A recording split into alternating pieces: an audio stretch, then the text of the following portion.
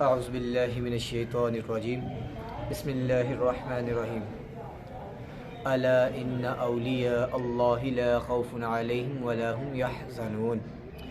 السلام علیکم ورحمۃ اللہ وبرکاتہ۔ جی میرا نام ہے محمد سلمان۔ آج ہم ایک مزار پہ ہیں جس کا نام ہے وڈا میاں۔ یہ ہم آپ کو اندر سے وزٹ کروائیں گے۔ پہلے آپ کو جیسے کہ آپ ہمارے چینل کا نام پڑھ رہے ہیں تذکرۃ الاولیاء، اس کا مطلب ہے کہ اولیاء اکرام کا تذکرہ۔ اس سے یہ ثابت ہوتا ہے کہ ہم اسلامی ویڈیو بنا رہے ہیں۔ اسے جانے سے پہلے ہمارے چینل کو لائک، کمنٹ اور سبسکرائب ضرور کریے گا۔ چلا جی۔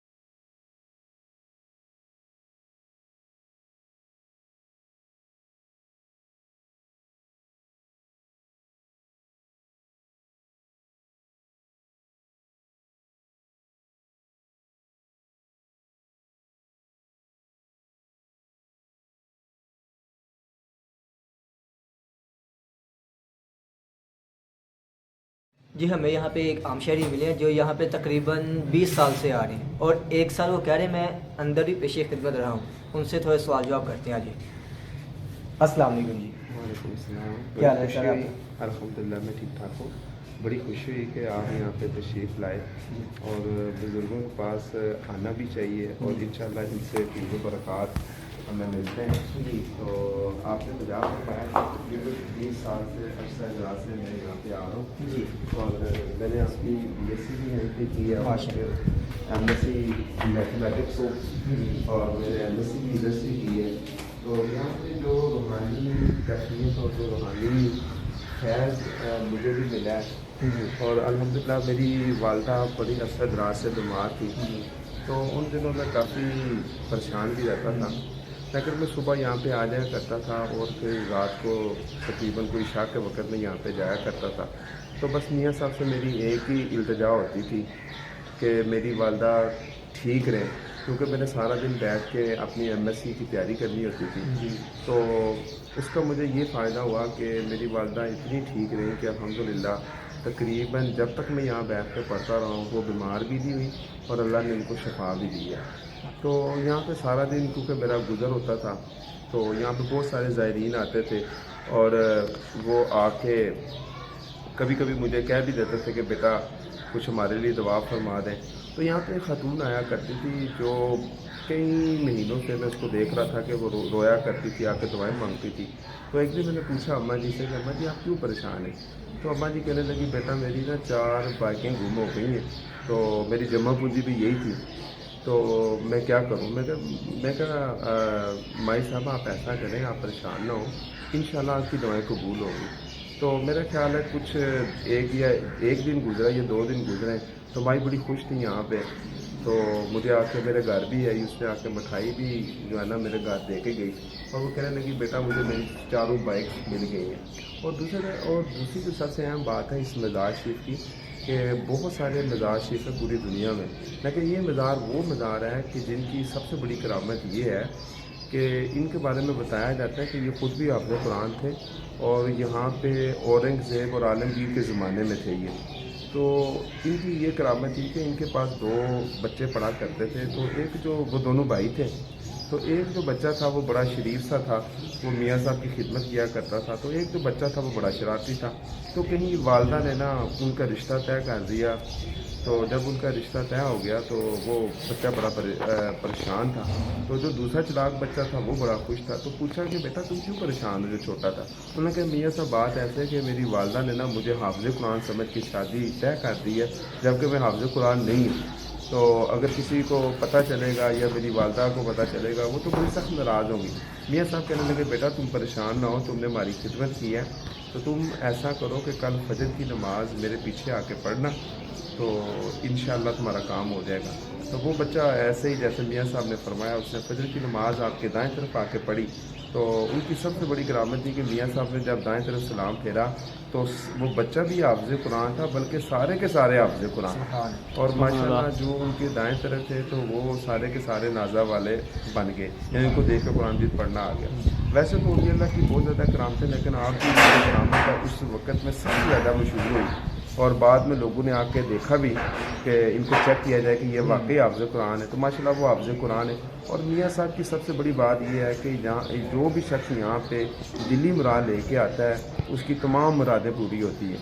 تو الحمدللہ کیونکہ میں عرصہ 20 سال سے یہاں پہ آ رہا ہوں اور میاں صاحب سے بہت محبت بھی کرنے والے ہیں، اور میاں صاحب کا فیض ہم نے خود دیکھا ہے، بذات میں نے خود بھی دیکھا ہے اور لوگوں کو بھی دیکھا ہے. اور دوسرے میاں صاحب کی سب سے جو مشہور کرامت ابھی تک وہ یہ ہے کہ ان کی جو قبر شریف ہے وہ کچی ہے. تو آپ نے فرمایا تھا کہ میرے مزار کے اوپر کوئی گنبد وغیرہ نہیں بنانا بلکہ اس کو ایسے ہی رکھنا ہے. وہ ابھی تک ماشاءاللہ تقریباً 400 سال کے قریب ہونے والے ہیں. تو ابھی تک ان کی قبر سے لوگ فیض بھی لے کے جاتے ہیں. ان کی قبر کے اوپر جو مٹی ہے اس مٹی میں بڑی شفا ہے. تو یہ تو میں نے بارہا دیکھا ہے کہ بہت سارے لوگ یہاں مٹی بھی لے کے جاتے ہیں. اگر کسی کو کوئی دانہ وغیرہ یا کوئی کوڑا پنسی بنا ہو تو وہ لگائیں، اللہ تعالیٰ اس مٹی کو لگانے سے اللہ تعالیٰ شفا دے دیتا ہے. تو یہاں اولیاء اللہ کے در پہ آ کے جو میں نے دیکھا ہے اور جو محسوس کیا ہے کہ میاں صاحب رحمۃ اللہ تعالیٰ کا جو فیض ہے وہ پوری دنیا میں ہے. اور یہاں بڑے بڑے زائرین آتے ہیں، بڑے بڑے لوگ آتے ہیں، کیونکہ میں یہاں پہ بڑے عرصے سے آ رہا ہوں اور لوگوں کو دیکھتا ہوں کہ یہاں بڑے بڑے ڈاکٹرز اور بڑے بڑے مشہور لوگ بھی یہاں پہ فیض پا کے جاتے ہیں. تو الحمدللہ مجھے بھی بہت زیادہ یہاں سے فیض ملا ہے اور یہاں پہ بیٹھنے کا موقع ملا ہے اور بہت سارے لوگوں کو یہاں سے فیض یاب ہوا ہے. تو میری دعا ہے کہ اللہ تبارک و تعالیٰ یہاں جتنے بھی زائرین آئیں اللہ تعالیٰ ان کو ضرور فیض عطا فرمائے. السلام علیکم.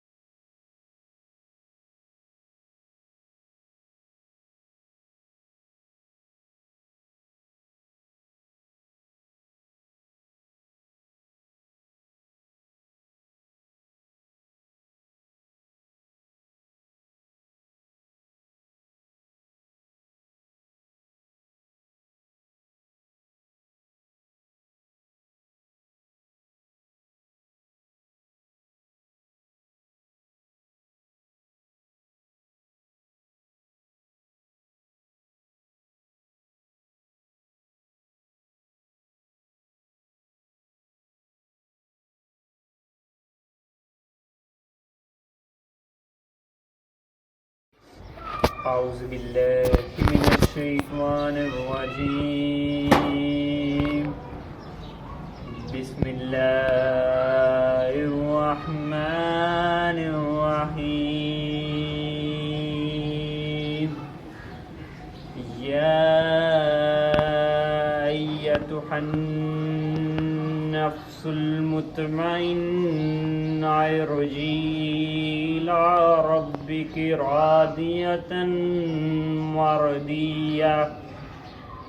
يا